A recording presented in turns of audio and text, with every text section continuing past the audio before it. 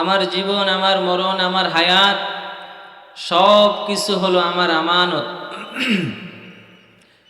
আত্মহত্যা করা হারাম। একটা মানুষ নিজের জীবনটা আত্মহত্যা করে নিজের জীবনটা শেষ বিদায় দিয়ে দিতে পারে না। আত্মহত্যা করা হারাম হওয়ার কারণ হলো যে এই জীবনটা তার নয়, এই জীবনটা আল্লাহ তাআলা তাকে আমানত হিসাবে দিয়েছেন। আল্লাহ তাআলার দেওয়া জীবন যেহেতু তাকে আমানত হিসাবে দিয়েছেন, এজন্য সে মন চাইলে আত্মহত্যা করতে পারবে না। এই আমানতের গুরুত্ব এবং ফজিলত এত বেশি যে আল্লাহ তাআলা সূরা আহজাবের ৭২ নম্বর আয়াতে আমানত সম্পর্কে বলেন, ইন্না আরাদনাল আমানাতা আলাস সামাওয়াতি ওয়াল আরদি ওয়াল জিবাল। আল্লাহ তাআলা বলেন, ও দুনিয়ার গোলাম, দুনিয়ার মানুষ ভালো করে শুনে নাও, আমি আল্লাহ তাআলা এই আমানতকে আমি আল্লাহ তাআলা আসমান আর জমিন, পাহাড় পর্বতমালার সামনে পেশ করেছিলাম। আমি আল্লাহ তাআলা এই আমানতকে আসমান আর জমিন, পাহাড় পর্বতমালার সামনে পেশ করার পর فأبينا أن يحملنها وأشفقنا منها। আল্লাহ তাআলা বলেন, এই আসমান জমিন পাহাড় পর্বত এই আমানতটা নিতে অসম্মতি প্রকাশ করলেন, অস্বীকার করলেন। ওয়া আশফাকনা মিনহা, এবং তারা ভীত সন্ত্রস্ত হয়ে গেলেন, ভয় করলেন। আমানত দ্বারা উদ্দেশ্য হলো হালাল হারাম কুরআন। আল্লাহ তাআলা এই কুরআনের আমানত, হালাল হারাম ওয়াজিব সুন্নত মুস্তাহাব ফরজের আমানত গুলো আল্লাহ তাআলা সর্বপ্রথম আমার আল্লাহ আসমান জমিন আর পাহাড় পর্বতমালার সামনে পেশ করেছিলেন। কিন্তু আসমান আর জমিন বিবেক না থাকার কারণে, আকল না থাকার কারণে, আল্লাহর আযাবের ভয়ের কারণে আসমান আর জমিন এই আমানতকে তারা বহন করতে অসম্মতি প্রকাশ করলেন। আর তারা জানায়া দিলেন, আল্লাহ এই আমানত এত বড়, এত বিশাল, এই বড় আমানত, বিশাল আমানতের দায়িত্ব আমরা নিতে পারবো না। কারণ তারা জানেন এই আমানতের যথাযথ যদি আমরা হেফাজত করতে না পারি, তাহলে আমাদেরকে আল্লাহর কঠিন শাস্তির মধ্যে পড়তে হবে।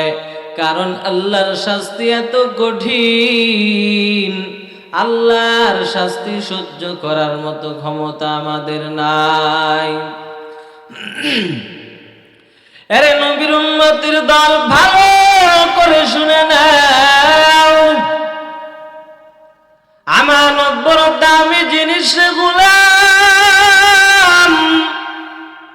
এলাকার মুসলমান, আমার কলিজার যুবক, নিজেদের আমানত গুলো হেফাজত করবা, এই আমানতের ভালোভাবে হেফাজত করবা রে বাবা। এই আমানত আসমান জমিন পাহাড় পর্বত সম্মতি প্রকাশ করার পর আল্লাহ তাআলা আরো জানা দেয়, ওয়া হামালাহাল ইনসান। এই আমানতটা দুনিয়ার মানুষ এই আমানতকে নিজের কাঁধে তুলে নিলেন। কারণ দুনিয়ার মানুষের মধ্যে বিবেক আছে, আকল আছে, বুদ্ধি আছে, বিদায় আমানতকে নিয়ে নিলেন। দুনিয়ার মানুষ আমানতকে নেওয়ার পর, ও দুনিয়ার গোলাম ভালো করে শুনে নাও,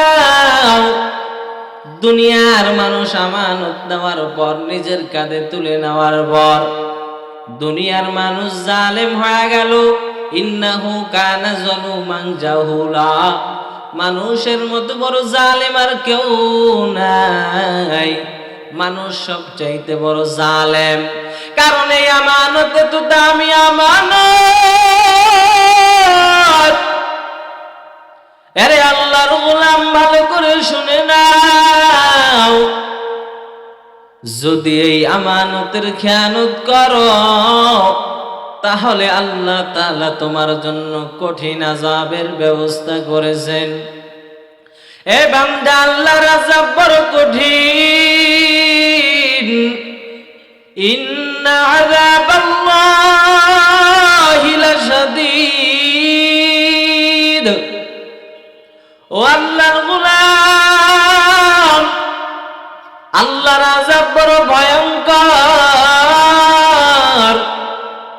আল্লাহ তাআলার আযাব এত ভয়ঙ্কর, দুনিয়ার মানুষের পক্ষে আল্লাহর আযাব সহ্য করা বড় কঠিন। এরে নবীর উম্মতের দল, মানুষ এই আমানত নিজের কাঁধে নেওয়ার পর, মানুষ এই আমানত নিজের কাঁধে নেওয়ার পর যদি মানুষ এই আমানতের হেফাজত করতে পারে, মানুষের মর্যাদা আমার আল্লাহ বাড়ায়া দিবেন। বলেন না সুবহানাল্লাহ। আল্লাহ তাআলা যে আমাদেরকে আমানত দিলেন, আমানত হলো আল্লাহর কুরআন, ফরজ, ওয়াজিব, হালাল এবং হারাম। এই আমানতগুলো আল্লাহ সুবহানাহু ওয়া তাআলা সর্বপ্রথম আসমান, জমিন, পাহাড়, পর্বতের সামনে পেশ করেছিলেন। এরপরে আসমান, জমিন, পাহাড়, পর্বত এই আমানতগুলো বহন করতে অসম্মতি প্রকাশ করলেন এবং ভয় করলেন যে আমরা যদি এই আমানতগুলো নিজের কাঁধে তুলে নেই, তাহলে হয়তোবা আমরা যদি পালন করতে না পারি, তাহলে আমাদের জন্য কঠিন আযাবের ব্যবস্থা আছে। কিন্তু মানুষ কি করলো? ওয়াহামালাহাল ইনসান। এই আমানতগুলো মানুষ নিজের কাঁধে তুলে নিলেন এবং এই আমানতগুলো যদি মানুষ যথাযথভাবে আদায় করতে পারে, আল্লাহ তাআলা মানুষের সম্মান এত পরিমাণ বাড়িয়ে দিবেন যে আল্লাহ তাদের জন্য জান্নাতুল ফেরদাউস ব্যবস্থা করে রেখেছেন। আর মানুষকে জালেম বলার কারণ হলো, যদি মানুষ এই আমানতের খেয়ানত করে, মানুষ আমানতের যথাযথ যদি হেফাজত করতে না পারে, তাহলে মানুষ অজ্ঞ জালেম। এই জালেমের জন্য আল্লাহ তাআলা জাহান্নামের ব্যবস্থা করেছেন। বলেন না আউযুবিল্লাহ। আরে নবীর উম্মতের দল, এজন্য বলি ভাই, আল্লাহ আমাদের জীবনটা আমাদেরকে আমানত দিয়েছেন। মন চাইলে এই জীবন দিয়ে আমি গুনাহ করতে পারবো না, গুনার কাজ করতে পারবো না রে বাবা। মন চাইলে সিনেমা দেখতে যাইতে পারবো না, কারণ আল্লাহ এগুলো হারাম করে দিয়েছেন। মনে চাইলে আমরা যেখানে সেখানে যাইতে পারবো না, মনে চাইলে আমরা 5 বেলার নামাজ ছাড়তে পারবো না। আরে নবীর উম্মতের দল, ভালো করে শুনে নাও। ও আমার কলিজার যুবক ভাই, ও পর্দার আড়ালের আম্মা জানেরা, অন্তরের কানটা লাগাইয়া শোনেন। এই আমানতটা পালন করলে আম্মা জান, 5 বেলার নামাজ আদায় করেন, হালাল ভাবে চলেন, হারাম থেকে নিজেকে বাঁচাইয়া রাখেন। নিজেকে যদি হারাম থেকে যদি নিজেকে বাঁচাইয়া রাখতে পারেন, তাহলে দামি হয়ে যাবেন। আল্লাহর নবী, রহমতের নবী ডাক দিয়া কয়, উম্মত, আমানত কেমন দামি জিনিস। আল্লাহর নবী, রহমতের নবী ডাক দিয়া কয়, ক্বালা রাসূলুল্লাহি সাল্লাল্লাহু আলাইহি ওয়া আলিহি ওয়াসাল্লাম, আয়াতুল মুনাফিকি সালাস, ইযা হাদাসা কাযাবা ওয়া ইযা ওয়া'আদা আখলাফা ওয়া ইযা তুমিনা খানা। আল্লাহর নবী রহমতে দু আলাম, সাইয়্যিদুস সাকালাইন, আমার আপনার রহমতের নবী, যেই নবীর জীবনে গুনাহ নাই, যেই নবীর জীবনে গুনার ছোঁয়া লাগে নাই রে মুসলমান, কেমন নবী পেয়েছে? ওই রহমতের নবী বলেন, ও দুনিয়ার মানুষেরা শুনে নাও, আয়াতুল মুনাফিকি সালাস, মুনাফিকের আলামত তিনটা। এই তিনটা আলামত যদি কোনো মুসলমানের ভিতরে পাওয়া যায় তাহলে বুঝবা ওই মুসলমান নামে মুসলমান আসলেই মুনাফিক। আল্লাহর নবী বলেন, এক নাম্বার, ইজা হাদ্দাসা কাযাবা। ও দুনিয়ার উম্মত, মুনাফিকের এক নাম্বার চরিত্র, এক নাম্বার বৈশিষ্ট্য, মুমিন যখন কথা বলবে, মুনাফিক যখন কথা বলবে, কথায় কথায় মুনাফিক মিথ্যা কথা বলবে। মিথ্যা কথা বলার স্বভাব। আমার আপনার অন্তরটা একটু তাকাইয়া দেখিন, দৈনন্দিন চলার পথে আমি আপনি কত মিথ্যা কথা বলে। এর নবীর উম্মতের দল, এই জবান দ্বারা মিথ্যা কথা বললে আল্লাহর কাছে জবাব দেওয়া লাগবে রে বাবা। মিথ্যা বড় খারাপ জিনিস রে গোলাম, মিথ্যা পরিহার করো আর নবীর সুন্নাত মেনে সামনে আগে যাও।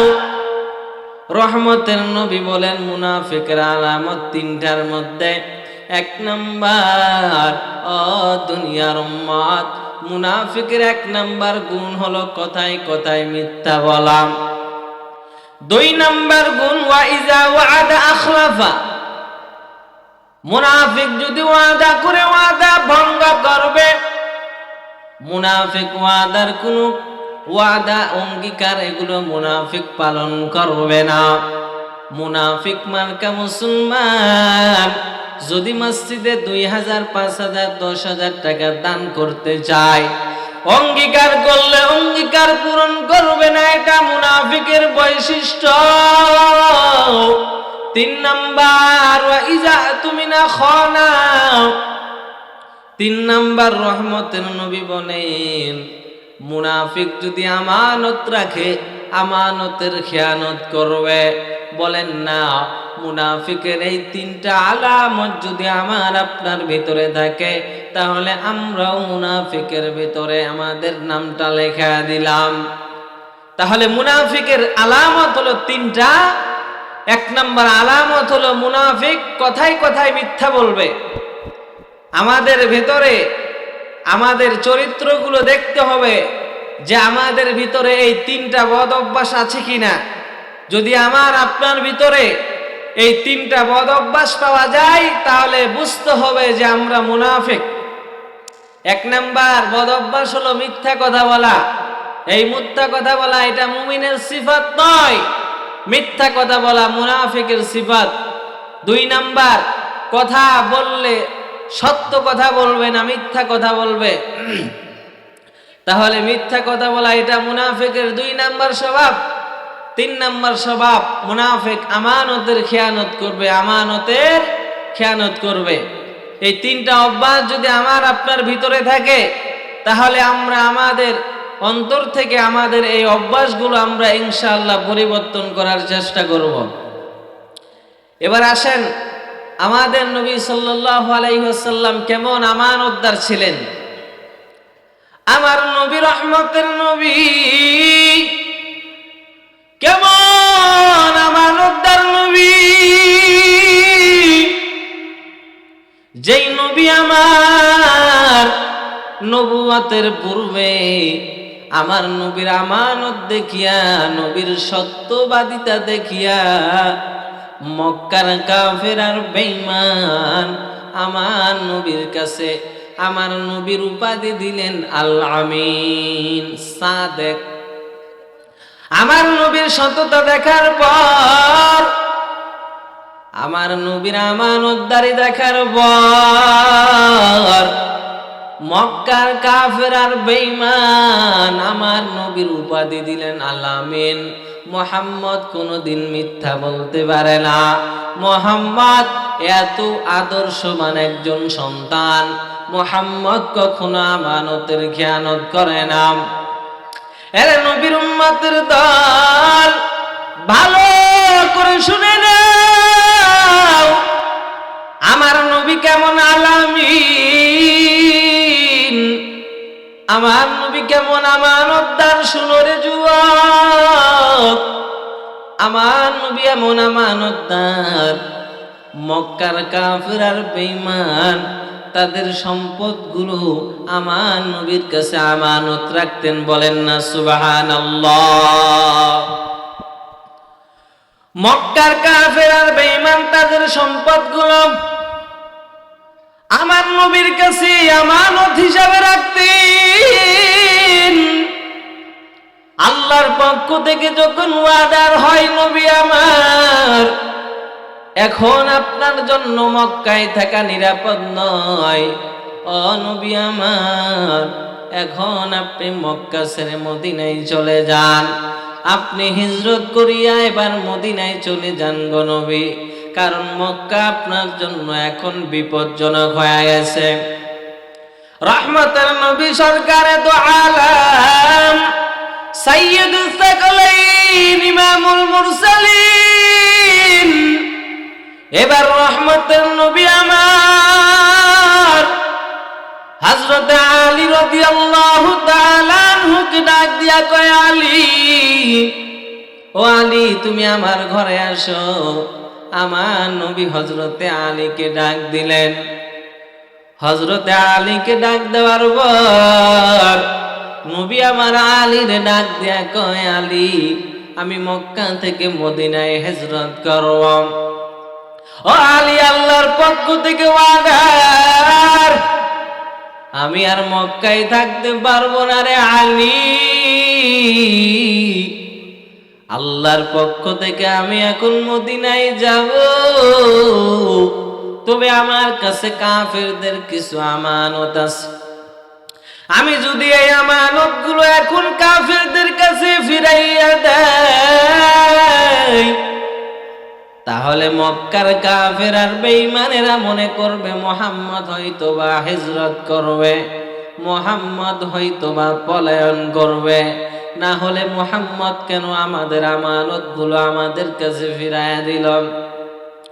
এজন্য আমার নবী হযরতে আলীকে ডাকলেন আর আলীকে বললেন, আলী এই যে ধরো আমানতগুলো আমি তোমার কাছে বোঝায়া দিলাম, কারণ মক্কার কাফের আর বেঈমান তাদের আমানতগুলো আমি তোমার কাছে পৌঁছায়া দিলাম, তুমি ঠিক মতো পৌঁছায়া দিবা। কারণ ইসলাম ধর্মের সৌন্দর্য হলো কাফের আর বেঈমান যদিও আমানত রাখছে, এদের আমানতের খেয়ানত করা যাবে না।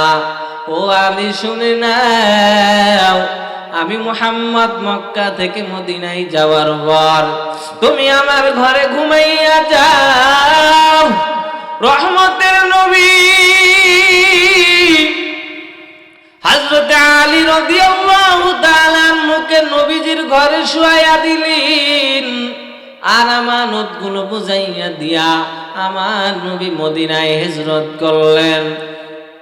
আরে নবীর উম্মতের দল, ও আমার কলিজার যুবক, ভালো করে শুনে নাও। ও পর্দার আড়ালের আম্মা জান, ভালো করে শুনে নেন। এমন হতে পারে এই বয়ানটা আমার আখেরি বয়ান, রাতের বেলা ঘুমাবো, সকালে আমার রুহটা ফিরে আসবে কিনা বড় ভয়। এরে নবীর উম্মত, ভালো করে বুঝো, কত মানুষ তো রাতের বেলা ঘুমাইয়া যায়, রুহটা ফিরে আসে, আবার অনেকের রুহটা ফিরে আসে না রে বাবা। সকালবেলা মসজিদের মাইকে আয়লান হয়ে যায়, অমুকের সন্তান আজকে দুনিয়ার জমিনে নাই। কেউ বাঁশ বাগানে বাঁশ কাটার জন্য দৌড়ায়, আবার কেউ মসজিদের ইমামের কাছে দৌড়ায়। ইমাম সাহেব, আজকে আমার সন্তান দুনিয়ার থেকে বিদায় নিয়েছে, আমার সন্তানের জানাজার নামাজ পড়ায়া দেন। কেউ বা কবর খনন করার জন্য চলে যাবে রে ভাই। এরে নবীর উম্মত, ওই লাশটার জায়গায় যদি আজকে আমাকে আপনাকে আপনি আর আমি কল্পনা করতে পারি, যেমন যদি হয় আগামীকালকে যদি আমার লাশটা দাফন হয়ে যায়, আজকে আমাকে মানুষ সম্মান করে, আমাকে বড় স্নেহ করে মায়া করেন, আজকে মানুষ আমারে কত আদর করে আমারে ডাক দেয়, কালকে মসজিদের মাইকে আমার এলান হয়ে যাবে অমুকের মরণের খবর হয়ে গেছে। আজকে শয়তান পর্যন্ত হার মানে এমন মানুষ আমাদের সমাজে আছে না নাই? কথা বলে। দেখতে খুব ভদ্র মনে হয়, কিন্তু তার ব্যবহার খারাপ কি খারাপ না? এদিকে হোটেলে, রেস্টুরেন্টে, বিভিন্ন জায়গায় গিয়ে হাজার হাজার টাকা খরচ করতে পারে, রিক্সাওয়ালা 5 টাকা ভাড়া বেশি চাইলে ঝগড়া লাগাই দেয়, এমন মানুষ আছে না নাই? কথা বলে। এজন্য নবী বললেন তোমাদের ব্যবহার গুলো সুন্দর করে নাও। এরপরে বাদশা হিরাল কিয়াস ডাক দিয়া কয়, আবু সুফিয়ান, তোমাদের নবী আর তোমাদেরকে কি বলে একটু আমাদেরকে শুনায় দাও। এবার রহমতের নবী ডাক দিয়া কয়, এবার আবু সুফিয়ান ডাক দিয়া কয়, রে বাদশা হিরাল কিয়াস, ওয়াল ওয়াফাই বিল আহদি, আমাদের নবী আমাদেরকে অঙ্গীকার পূরণ করার আদেশ করেছেন, ওয়াদা করলে ওয়াদা পূরণ করো। আজকে আমরা মসজিদে 2000 টাকা দান করব, ওয়াদা করছি, মাদ্রাসায় 2000 টাকা দান করব, ওয়াদা করছে, কিন্তু দেওয়ার বলা কোনো খবর নেই। এমন লোক আছে? আপনাদের মালগাঁওতে নাই মনে হয়। এমন লোক আসেনি যে ওয়াদা করে, ভাই আমাকে কিছু টাকা ধার দেন, আগামী বুধবার দিয়ে দেব, ফাইনাল কথা। আগামী বুধবার তো দূরের কথা, কয়েক সপ্তাহ চলে যায় তারপরেও দেওয়ার কোনো খবর নাই। এমন লোক আমাদের সমাজে আছে না নাই? কিন্তু এটা কি নবীজির শিক্ষা? নবীজি বললেন, ওয়াল ওয়াফাই বিল আহদি, ওয়াদা করলে, অঙ্গীকার করলে তোমরা ওয়াদা কি করো? পূরণ করো। আরেকটা কথা বললেন, যেটা আজকের আলোচ্য বিষয়। নবীজি বললেন, ওয়াল ওয়াফাই বিল আহদি ওয়া আদ্দিল আমানা। 5 নম্বরে নবী বললেন যে তোমরা আমানতের খেয়ানত করবা না। কি করবা না? একটা মানুষ বিশ্বাস করে আপনাকে 50,000 টাকা দিছে যে আমি আগামী শুক্রবার আপনার থেকে নিব, আপনি এখন এই টাকা দিয়ে গরু কিনে ফেলছেন, আমানতের খেয়ানত করলেন কি করলেন না? আপনি চিন্তা করলেন যে আমি আলু বিক্রি করে দিয়ে দিব, কিন্তু আপনি তো তার কাছে অনুমতি নেন নাই। নিছেন কি? অনুমতি ছাড়াই যে আপনি আরেকজনের টাকাটা খরচ করলেন, তাহলে আমানতের খেয়ানত করেন নাই। তো নবীজির শিক্ষা কি এটা? নবীজি বললেন, ওয়াল ওয়াফাই ওয়া আদ্দিল আমানা, তোমরা আমানত কি করো? যথাযথভাবে আদায় করো। এবার বাদশা হিরাল কিয়াস বললেন, ক্বালা ওয়া হাদিহি সিফাতু নাবিয়্যিল্লাহি সাল্লাল্লাহু আলাইহি ওয়াসাল্লাম, বললেন এটাই তো আমাদের নবী সাল্লাল্লাহু আলাইহি ওয়াসাল্লামের শিক্ষা। শুনলে আশ্চর্য হবেন, আল্লাহ নবী সাল্লাল্লাহু আলাইহি ওয়াসাল্লাম এইভাবে বয়ান করছেন। বয়ান করতে করতে একজন সাহাবী নবীজির কাছে আসলেন। নবীজির কাছে আসার পরে আমি হাদিসের আকারে আপনাদের সামনে বলতেছি। وعن أبي هريرة رضي الله تعالى عنه قال بينما النبي صلى الله عليه وسلم في مجلس يحدث القوم আল্লাহ নবী সাল্লাল্লাহু 10 মিনিট, এর থেকে 10 মিনিট তো নাকি? আচ্ছা, ওকে। আল্লাহ নবীর সাহাবী আবু হুরায়রা রাদিয়াল্লাহু তাআলা আনহু হাদিস বর্ণনা করে বলেন, বাইনামান নাবিয়্যু সাল্লাল্লাহু আলাইহি ওয়াসাল্লাম ফি মাজলিসিন ইউহাদ্দিসুল কওম। রহমতের নবী বলেন, আল্লাহর নবী রাহমাতাল লিল আলামিন সাহাবা একরাম গুলোকে নিয়ে মসজিদ নববীর মধ্যে বয়ান করেন। আমি যেইভাবে আপনাদেরকে সামনে রাখিয়া বয়ান করতেছি রে বাবা, এইভাবে নবী আলাইহিমুস সালাম সাহাবা একরামকে সামনে রাখিয়া বয়ান করেন। জাআহুর রাজুলু ফাকালা মাতাসা, একজন সাহাবী আসার পর নবীকে দেখাইয়া বলেন, ও রহমতের নবী,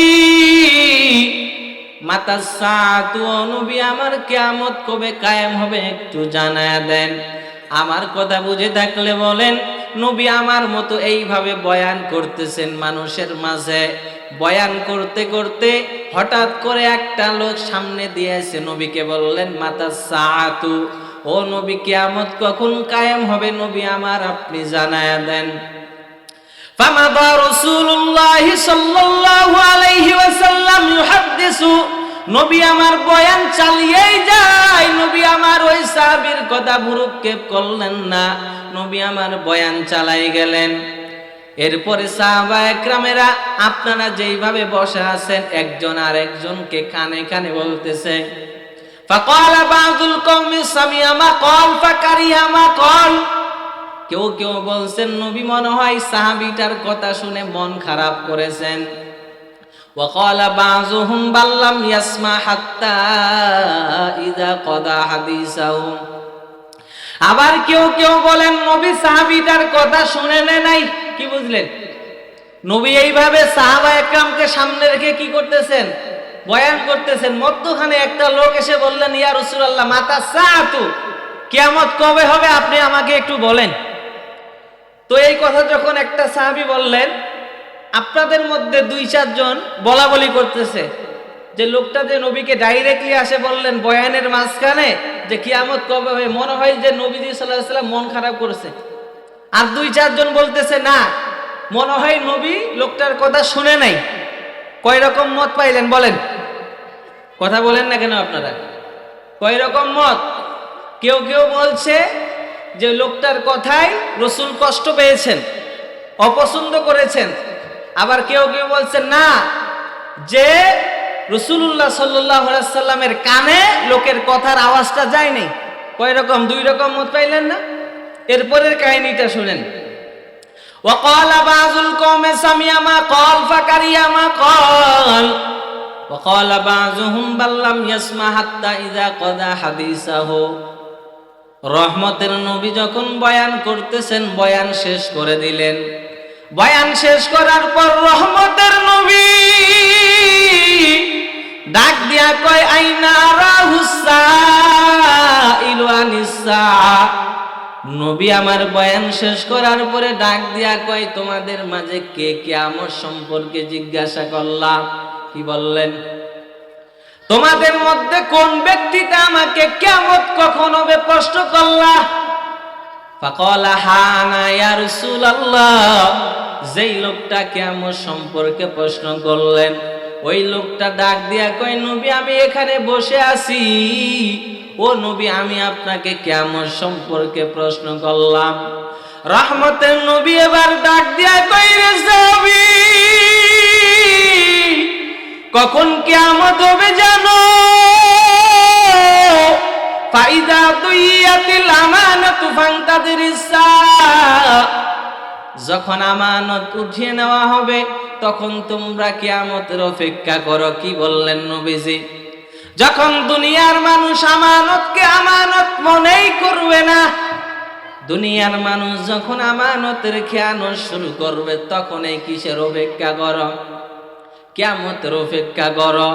সাহাবী আবার প্রশ্ন করলেন, নবী আমার কাইফা ইদাআতুহা, কিভাবে আমানতের খেয়ানত করা হবে, আমানত কিভাবে উঠিয়ে নেওয়া হবে? এবার রহমতের নবী বলেন, ইজা উসিদাল আমরু ইলা গায়রি আহলিহি ফান্তাদরিস সাআ। যখন অযোগ্য ব্যক্তিকে যোগ্যতার চেয়ারে বসাইবেন, অযোগ্য ব্যক্তিকে যখন যোগ্যতার চেয়ারে বসাইবেন, মসজিদের সভাপতিকে যখন সুদখোর আর ঘুষখোর, এমন সময় যদি তুমি মসজিদের সভাপতিকে সুদখোর বানায় দাও, সুদখোরকে যদি তুমি মসজিদের সভাপতি বানাও, ঘুষখোরকে যদি তুমি মসজিদের সভাপতি বানাও, তখন তোমরা কিয়ামতের অপেক্ষা করো। কি বললেন বলেন? কথা বুঝছেন? আমার হাদিসটা বুঝছেন আপনারা? নবীকে বললেন, নবীজি কিয়ামত কবে হবে? নবী বললেন, যখন আমানত উঠে যাবে তখন কিয়ামত হবে। সাহাবী বললেন, আমানত কিভাবে উঠে যায়? নবী বললেন, যখন যোগ্যতার চেয়ারে অযোগ্য ব্যক্তিকে বসাবা তখনই তোমরা কিয়ামতের অপেক্ষা করো। মসজিদের সভাপতি যদি সুদখোর আর ঘুষখোরকে আপনারা নির্বাচন করেন, তাহলে বলেন তো কিয়ামত নিকটে নাকি দূরে? কথা বলেন না কেন? আপনারা কথা বুঝতেছেন? নির্বাচনের সময় আছে না? কথা বুঝতেছেন আমার? আপনারা ভোট বিক্রি করেননি? মালগাঁও এলাকার মানুষ, হ্যাঁ, ভোট আছে না? ভোট বিক্রি করেন আপনারা? ভোট কিনা বিক্রি করা জায়েজ আছে নি বলেন? ফতোয়া দেন আপনারা। ভোট কিনা বিক্রি করা জায়েজ আছে? একটা চেয়ারম্যান মানুষ বেচারা যদি ভোট কিনতে কিনতে ওর 30-40 লাখ টাকা চলে যায়, বলেন তো এই চেয়ারম্যান জীবনে আপনাদের রাস্তাঘাটের উন্নতি করবে? করবে কিভাবে? আপনারা যে আগের চেয়ারম্যানকে কি করছেন, চেয়ারম্যানের কাছে টাকা নিয়ে ভোট কিনতে কিনতে যদি আমার বাড়িতে 5টা ভোট আছে, কত দিবেন বলেন? একজন বলে 5,000, আরেকজন বলে 10,000, আচ্ছা তোরে ভোট দিব। ঈমান আছে আপনাদের? হ্যাঁ, ভোট বিক্রি করবেন? এমন নেতা নিয়োগ করবেন, যোগ্যতার চেয়ারে যোগ্য মানুষকে বসাইতে হবে। যোগ্যতার চেয়ারে যদি অযোগ্য মানুষকে বসান, তাহলেই আল্লাহ পাক কিয়ামত কায়েম করে দিবে। এমন নেতা নিয়োগ করবেন যেই নেতা দৈনিক 5 বার মালিকের কদমে সেজদা দেয়। নামাজি মানুষকে নেতা বানাবেন, দিনদার মানুষকে নেতা বানাবেন, পরহেজগার মানুষকে নেতা বানাবেন। কোন গুন্ডা, কোন বদমাইশ, কোন সুদখোর, কোন ঘুষখোরকে নেতা আমরা দেখতে চাই না। কথা বলেন ঠিক কিনা? মুসলমান কি মনে করছেন আপনার ঈমান নাই ভাই? কবরে যাবেন না আপনি? কিসের অহংকার করেন? কিসের অহংকার করতেছেন? পীরগঞ্জের একটা ঘটনা বলি। পীরগঞ্জের একজন মেয়ে মানুষ, মাত্র একটা ছেলে হয়েছে, ছোট্ট বাচ্চা, 22 বছর বয়স, জ্বর থেকে জন্ডিস, জন্ডিস থেকে দিনাজপুর মেডিকেলে নিয়ে গেল। ডাক্তাররা রাতের বেলায় সকালে ট্রিটমেন্ট দিবে, সাইলেন দিল, রাতের মধ্যে আল্লাহর বান্দি বিদায় নিয়ে গেল। মাত্র 22 বছর বয়স। এই 22 বছর বয়সে সে দুনিয়ার থেকে বিদায় নেবে, চিন্তা করা যায়? তাহলে যোগ্যতার চেয়ারে যখন অযোগ্য মানুষকে বসাবেন, তখন কিসের অপেক্ষা করো? কিয়ামতের অপেক্ষা করো। আমানতের কেমন গুরুত্ব, একটা ঘটনা বলে আজকের আলোচনা আমি এখানে আপনাদের সামনে শেষ করব। আমানতের গুরুত্ব ইসলাম কি পরিমাণ দিয়েছেন। খাইবার যুদ্ধের ঘটনা, বলেন কিসের যুদ্ধ? খাইবার যুদ্ধ ইসলামের ইতিহাসের অন্যতম একটি যুদ্ধ। এই খাইবার যুদ্ধে খাইবরে বাস করতেন ইহুদি আর খ্রিস্টানেরা, বলেন কারা? এবং তারা সর্ব অবস্থায় মুসলমানের বিরুদ্ধে চক্রান্ত রাখতেন। মুসলমানদেরকে কিভাবে নিস্তেজ করা যায়, মুসলমানদেরকে কিভাবে ধ্বংস করা যায়, এই মুসলমানদেরকে শেষ করার জন্য তারা ফন্দি আঁকতেন। এজন্য আমাদের বিশ্বনবী, মানবতার দূত, রহমাতাল লিল আলামিন খাইবর শহরকে সাহাবা একরামকে নিয়ে কি করলেন? অবরোধ করলেন। কি করলেন বলেন? ঘেরাও করলেন, অবরোধ করলেন।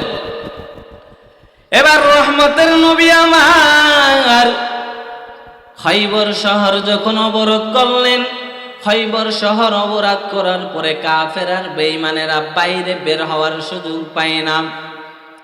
আসওয়াদ নামের একটি রাখাল টাকার বিনিময়ে মানুষের ছাগলগুলো চারণ ভূমিতে চড়াইতেন রে বাবা। এই আসওয়াদ নামের রাখাল যখন চারণ ভূমিতে মানুষের ছাগলগুলো চড়াই, বাইরে তখন বের হতে হয়। বাইরে বের হওয়ার সময় তাকাইয়া দেখি আমার নবী সাহাবা একরামকে নিয়ে খাইবর শহরটা ঘেরাও করে রাখছেন। আসওয়াদ নামের রাখাল যখন বাইরে বের হয়েছে, সাহাবা একরাম তাকে ছেড়ে দিলেন, যাও তুমি চারণ ভূমিতে মানুষের ছাগল চড়াও। আসওয়াদ নামের রাখাল চারণ ভূমিতে ছাগলগুলো নিয়ে চারণ ভূমিতে চড়াইতে গেলেন। আরে নবীর উম্মত, আমার কলিজার যুবক, ও পর্দার আড়ালের আম্মা জান, ভালো করে শুনে নাও রে আম্মা জান, আমানতের কত গুরুত্ব। আসওয়াদ নামের রাখাল এবার মনে মনে বড় ভয়।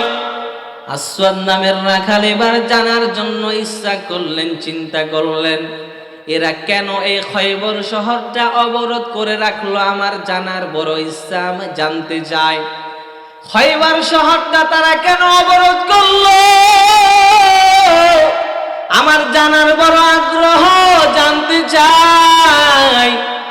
এবার আসওয়াদ নামের রাখালটা সাহাবা একরামের কাছে আগমন করলেন, ডাক দিয়া কয়, ও দুনিয়ার মানুষেরা শুনে নাও, তোমরা এই খাইবর শহরটা কেন ঘেরাও করে রাখেছো বলো।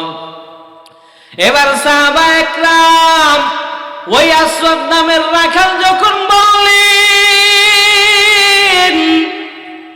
ও নবীজির সাহাবী শুনে নাও, তোমাদের বাদশা কোথায় বলো?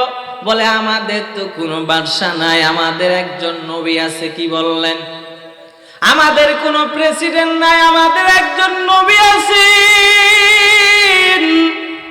আসওয়াদ ডাক দিয়া কয়, নবীর সাহাবী শোনো, তোমাদের নবীর কামরা কোথায়, তোমাদের নবীর ভবন কোথায়, আমাকে নিয়ে যাও।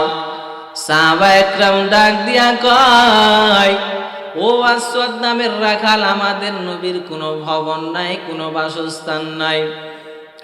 আসওয়াদ নামের রাখাল ডাক দিয়া কয়, ও নবীদের সাহাবী শোনো, আমি একজন রাখাল মানুষ, আমার গায়ের দুর্গন্ধ, ময়লা কাপড় চোপড় পরিয়ে আস, আমি কি তোমাদের নবীর সাথে সাক্ষাৎ করতে পারবো কিনা একটু আমাকে জানায় দাও।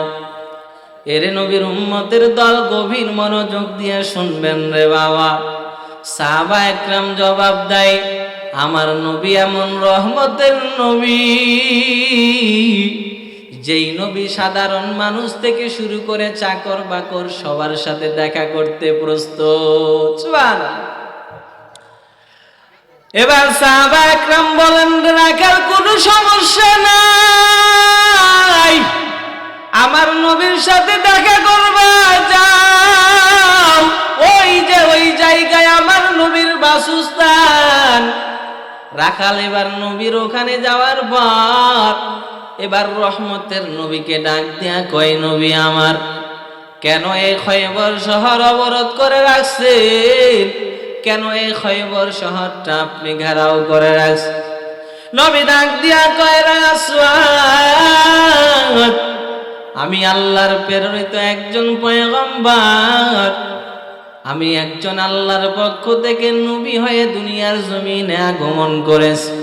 আমার একটাই মিশন, লা ইলাহা ইল্লাল্লাহু মুহাম্মাদুর রাসূলুল্লাহ। সবাই পড়েন, লা ইলাহা ইল্লাল্লাহু মুহাম্মাদুর রাসূলুল্লাহ। নবী ডাক দিয়া কয়, রে আসওয়াদ নামের রাখাল, আমার একটাই মিশন হলো, আল্লাহ ছাড়া কোনো মাবুদ নাই, আল্লাহ ছাড়া আর কোনো রব নাই, আর আমি মুহাম্মদ আল্লাহর পয়গম্বর, আল্লাহর রাসূল এবং বান্দা। এই কথা বলার পর রাখাল ডাক দিয়া কয়, রে নবী, ও নবী আমার, যদি আমি একজন আল্লাহর উপরে ঈমান আনি তাহলে আমার কি লাভ হবে, আমি কি করতে পারবো? রহমতের নবী ডাক দিয়া কয়, রে আসওয়াদ, তুমি যদি এক আল্লাহর প্রতি ঈমান আনো, আল্লাহর প্রতি ঈমান আনিয়া যদি তুমি কালমা পড়ে মুসলমান হয়ে যাও, তাহলে শুনে নাও, মরণের পরে একটা জীবন আছে, ওই জীবনটা হলো চিরস্থায়ী জীবন। বলেন কি জীবন? মরণের পরের জীবনটা হলো চিরস্থায়ী জীবন। কারণ এই দুনিয়ার জমিনে কেউ চিরদিন থাকতে পারবে না রে ভাই। রাতের বেলা যখন ঘুমাও একটু চিন্তা করে দেখো রে বাবা, ও কলিজার যুবক, যখন কানের মধ্যে হেডফোনটা লাগাইয়া ঘুমাও, যখন কানের হেডফোনটা লাগাইয়া ঘুমাও, এমন সময় যদি আজরাইল আইসা তোমার জানটা নিয়ে যায়, তোমার কি উপায় হবে রে বাবা? আজকে বাবার আগে সন্তানের অহরহ মৃত্যু হয় কি হয় না বলেন? রাতের বেলা যে তুমি ঘুমাও, এই গানের হেডফোনটা লাগাইয়া যদি ঘুমাও, এমন সময় যদি আজরাইল তোমার জানটা নিয়ে যায়, কি হবে চিন্তা করো। কারণ দুনিয়াটা চিরদিনের জন্য নয়, দুনিয়াতে আমরা কেউ চিরদিন থাকতে পারবো না রে বাবা। আমাদের অনেকের বাবা ছিল, বাবা নাই, দাদা ছিল, দাদা নাই। আমরাও আজকে বাবা হয়ে গেছি, দাদা হয়ে গেছি, ভবিষ্যতে আমরাও থাকবো না। কথা বলেন ঠিক কিনা? এবার নবী বলেন, আসওয়াদ নামের রাখাল শুনো, যদি তুমি কালমা পড়ে মুসলমান হয়ে যাও, তাহলে মরণের পর একটা জীবন আছে, যেই জীবনটার শুরু আছে শেষ নাই। বলেন ঠিক কিনা? যেই জীবনের শুরু আছে শেষ নাই, আসওয়াদ নামের রাখাল ডাক দিয়া কই নবী, যদি আমি কালমা পড়ে মুসলমান হয়ে যাই তাহলে আমার ভাইরা আমার সাথে কেমন ব্যবহার করবে, সাহাবা একরাম আমার সাথে কেমন ব্যবহার করবে। এবার রহমতের নবী ডাক দিয়া কয়, তুমি যদি কালমা পড়ে মুসলমান হয়ে যাও তাহলে সাহাবা একরাম তোমাকে বুকে জড়ায় নিবে। বলেন না সুবহানাল্লাহ।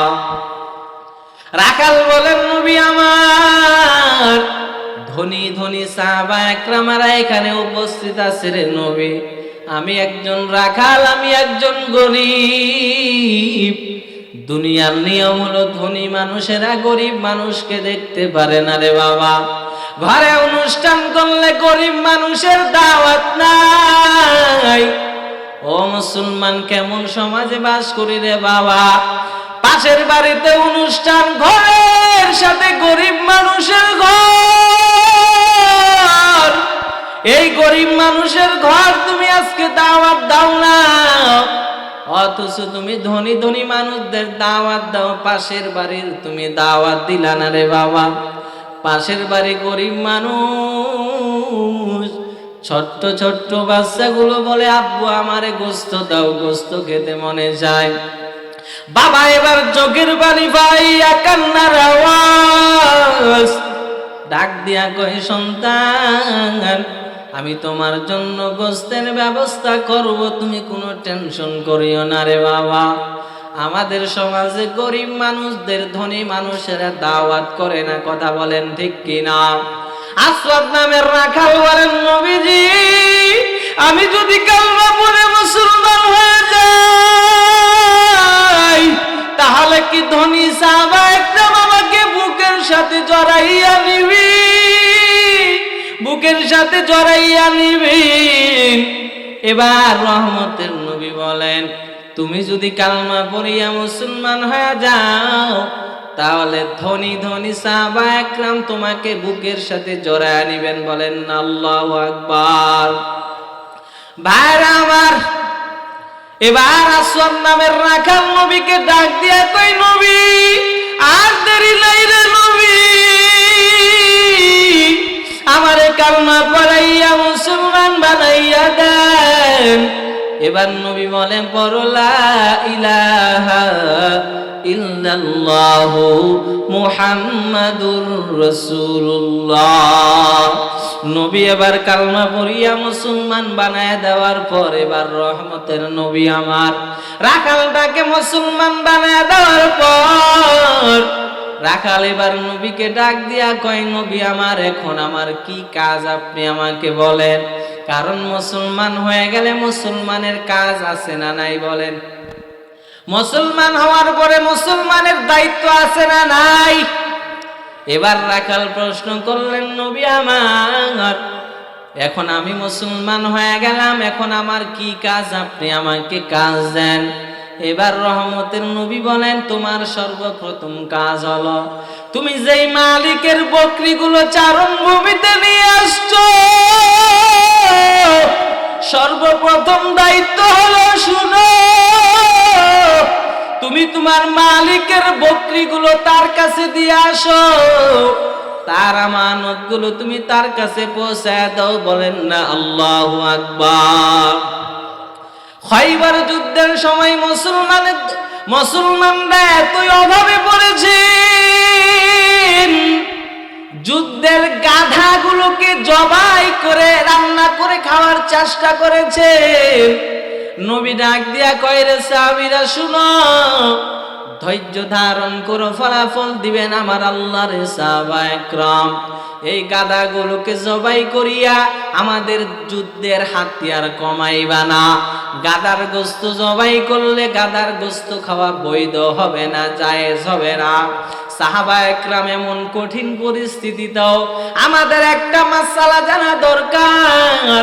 যুদ্ধের সময় মুসলমানেরা যখন কাফেরদের সাথে যুদ্ধ করে, কাফেরদের জান নেওয়া যেমন মুসলমানদের প্রধান টার্গেট, এমন সময় মুসলমানেরা কাফেরদের জানমাল গুলো নেওয়াও মুসলমানের জন্য বৈধ। কথা বলেন ঠিক কিনা? যুদ্ধের সময় একটা নিয়ম হলো, মুসলমান আর কাফের দুই দলে যদি যুদ্ধ করে, মুসলমান যদি কাফেরদের মালগুলো আত্মসাৎ করে নেয়, তাহলে মুসলমানদের জন্য জায়েজ হবে, বৈধ হবে। কথা বলেন ঠিক কিনা? আপনারা শুনছেন কি এমন কথা? মুসলমান আর কাফের যদি কি লাগে, যুদ্ধ লাগে, কাফেরদের সম্পদগুলো যদি মুসলমানগুলো বাজেয়াপ্ত করে নেয়, তাহলে মুসলমানদের জন্য কি হবে, বৈধ হবে। আর সাহাবা একরাম যখন খাইবারের যুদ্ধের জন্য খাইবার শহরটা অবরোধ করে রেখেছেন, সাহাবা একরাম ক্ষুধার জ্বালায় গাধাগুলো জবাই করে গোশত খাওয়ার চেষ্টা করেছেন। নবীজি বললেন, এ সাহাবা একরাম, গাধার গোশত খাওয়া তোমাদের জন্য কি হবে না, জায়েজ হবে না। কেন? এগুলো আমাদের যুদ্ধের, কথা বলে না কেন, বুঝেন না আপনারা? এগুলো আমাদের যুদ্ধের কি হাতিয়ার। এখন আপনি মোটর সাইকেল পাইছেন, বুম করে স্টার্ট দিয়ে চলে যান। সাহাবা একরামের জামানায় মোটর সাইকেল ছিল, তারা ঘোড়া এবং গাধার উপরে আরোহণ করতো না। তো সাহাবা একরাম যদি গাধাগুলো জবাই করে করে খেয়ে ফেলে, তাহলে সাহাবা একরাম যুদ্ধ করবে কি দিয়ে? তো নবী ঘোষণা দিলেন গাধার গোশত খাওয়া কি হারাম। তো এমন সময় ওই আসওয়াদ নামের যেই রাখালটা মুসলমান হইল, তার কাছে কাফেরের ছাগল ছিল কি ছিল না? বুঝেন নাই মনে হয় ওয়াজটা। আপনারা ওয়াজটা বুঝতেছেন, আগা মাথা বুঝতেছেন আপনারা? ওই যে কাফেরের যে ছাগলগুলো সে চড়াইতো, তার কাছে ছিল কি ছিল না? এখন তো নবী চাইলে আদেশ করতে পারতেন, এ রাখাল, তোমার সর্বপ্রথম কাজ হলো যেই বকরিগুলো আছে এগুলো আগে বাজেয়াপ্ত করো, এগুলো বাজেয়াপ্ত করে মুসলমানগুলো জবাই করে খাক। দরকার ছিল কি ছিল না? কিন্তু নবী কি বললেন? আমানতের এত গুরুত্ব দিয়েছেন নবীজি। নবীজি বললেন, এই রাখাল, তোমার সর্বপ্রথম কাজ হলো তুমি তোমার আমানতগুলো আগে পৌঁছায় দাও। আল্লাহু আকবার। ইনিই ছিলেন রহমতের নবী, ইনসাফগার নবী, আদেল নবী। এবার আসওয়াদ নামের রাখাল ছাগলগুলো এবার কাফের মালিকের কাছে এবার আসওয়াদ নামের রাখালটা বোঝা দিলেন। আমার ভাইরা, আমার বন্ধুরা, ভালো করে শুনে নাও, আমানত কত দামি সম্পদ। বিপদের সময়ও আমার নবী আমানতের খেয়ানত করে নাই রে বাবা। এবার আসওয়াদ নামের রাখাল যখন বকরিগুলো, ছাগলগুলো যখন মালিকের কাছে পৌঁছায় দেয়, এরপরে রহমতের নবীর কাছে আইসা হাজির হয়ে গেলেন। এবার ডাক দিয়া কই, রহমতের নবী, এবার আমাকে অর্ডার দেন, আদেশ করেন, এবার আমার কাজ কি, আমাকে আদেশ করেন রে বাবা। এবার রহমতের নবী ডাক দিয়া কয়, রে আসওয়াদ নামের রাখাল, এখন নামাজের সময়ও হয় না, আমি তোমারে নামাজের আদেশ করব। এখন রমজান মাস না, আমি তোমাকে রমজান মাসের রোজা রাখার কথা বলবো।